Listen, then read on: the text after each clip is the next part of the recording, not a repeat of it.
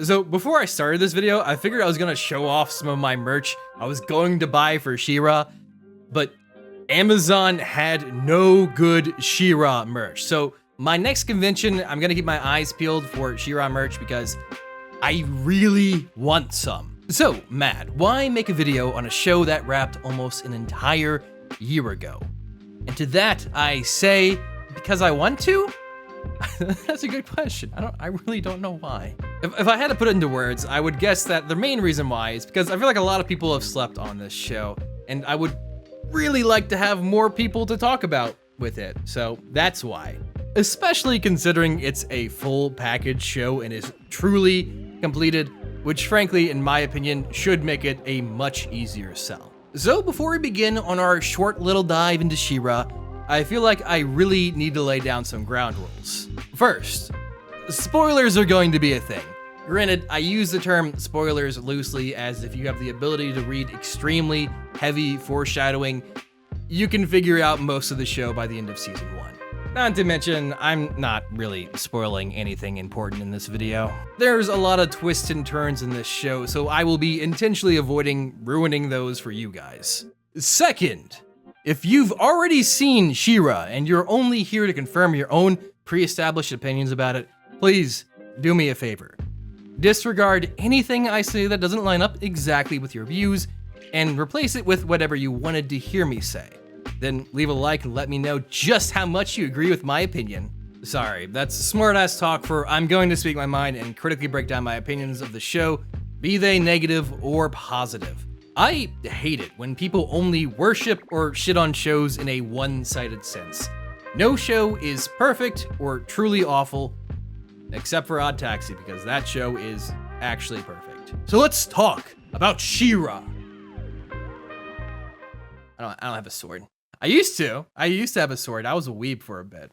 I had a katana, like a $20 katana, by the way. So the first rule of She-Ra is that if you have to explain something once, you have to explain it at least 4 more times. I wish that was a joke, but I'm serious. Season 1 of She-Ra is by far the worst season of the entire show, and this is the biggest reason why. I understand that She-Ra is a show that's target audience isn't exactly cis white males in their mid-20s, but audience choice aside, I do think even shows targeted for children should let them solve some of the show's mysteries themselves, not consistently explaining every little detail and leaving literally nothing up to their imagination. I think the thing that irritates me the most is that a lot of the time, the show would do the work. They sprinkle in ample amounts of context clues as to what's going on, set up hidden details, and then they just outright say it. Which sucks, because literally the solution is to just cut 1 to 2 scenes an episode, and season 1 could have easily been greatly improved. But they don't.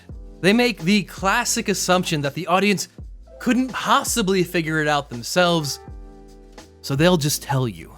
Look no further than the first arc with Entrapta. With the context clues, it's obvious that she has no regard for others' safety and will gladly work with First One's tech, even if it means hurting her own friends, at this point in the narrative. But, just in case you didn't understand that, here is the scene at the end of the episode where she just outright says it. Just take a minute and imagine how much more impactful the final arc of season 1 would have been if they only left the context clues, where you would have had this doubt in your mind that surely Entrapta has a line that she won't cross. But instead, you see the scene where she gladly betrays her friends to work for the enemy, who can supply her with more First One's tech. But instead of this coming as a surprise, it's expected, because in her first episode, she basically already said she would. They just don't give you that opportunity to build that shred of doubt. For me, this all just kind of sucks because season 1 has some really good stuff here, but it's way too on the nose, which is a terrible first impression because now I'm gonna switch gears on you and tell you that despite my initial complaint, this is one of the best shows I've seen on Netflix. You see, what separates this show from others isn't particularly the story, which, may I say, isn't bad, just kind of your average story ripped straight out of the 80s. But the characters. And as I always say, all a show needs from me is one exceptional character. And Shiro's like, nah, man, I can't do that. But what if we made every character exceptional? You'd like that, you dirty. She-Ra is all about character arcs. Every single character, no matter how little screen time they get, goes on a character arc. And they really do have every character be more than one-dimensional. She-Ra's character writing is truly phenomenal. It's honestly very hard to find a single character who you don't like, or at least have no sympathy for. I mean, look at Hordak. Hordak is this generic villain in season 1, but he gets some serious development as the show goes on, turning from this cartoonishly evil character to someone who is only that way because he feels out of place and wants approval from others, specifically his brother Horde Prime. Gatra is another person just like this, someone with self-destructive patterns who is confused by herself and takes the betrayal of Adora very harshly, which, by the way, let's be honest, Adora really did do Gatra dirty in season 1. So this culminates into season 2 and season 3. By far the two best seasons of the show, because this is where the character writing is very strong, but also where the story actually turns into something real. Seasons 2 and 3 of She-Ra finally drop all the unnecessary exposition and really just let the story take off. The show has so many good emotional moments, and they are never cut into with unnecessary explanations like season 1. I cried so many times during seasons 2 and 3. Also, this is where they finally transitioned my favorite character, Scorpia, from a side character to a main character, and she is a queen. Actually, technically she's a princess, but she's amazing. Every second she's on screen is just a joy, and her character arcs, they're so good. She's basically the cinnamon roll of the show, and seeing her slowly change from season to season, she goes from being this comic relief character to being an integral part of the story. She has to learn to value herself even when her only friend puts her down. Her arcs are some of the best in the show, and every episode with her always either leaves you with a huge smile or crying your eyes out. Now, seasons 4 and 5 were also fantastic. I'd say seasons 4 and 5 are where the character arcs really shine. You see Glimmer get a very interesting character arc where she goes from being this sweet, innocent girl to someone who is willing to get things done no matter the cost. You also see a great character arc with Bo, my second favorite character in the show, where you see all this pent-up anger from the past 3 or 4 seasons finally come to surface.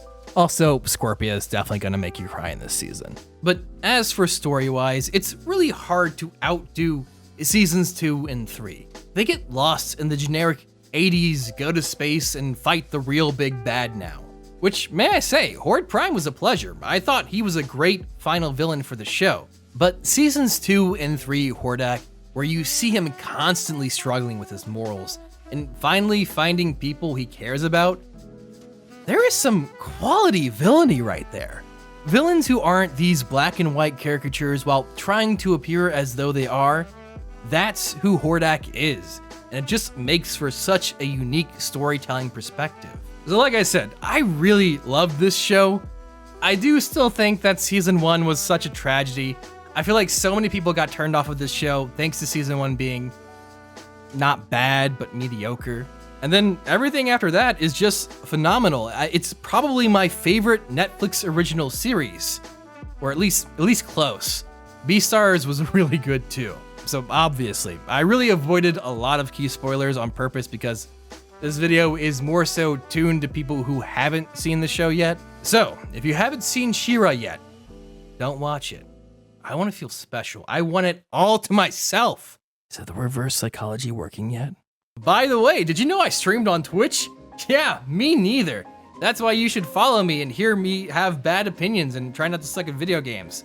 Also, Discord, subscribe. Please, YouTube, promote my videos. I'll be a good boy now.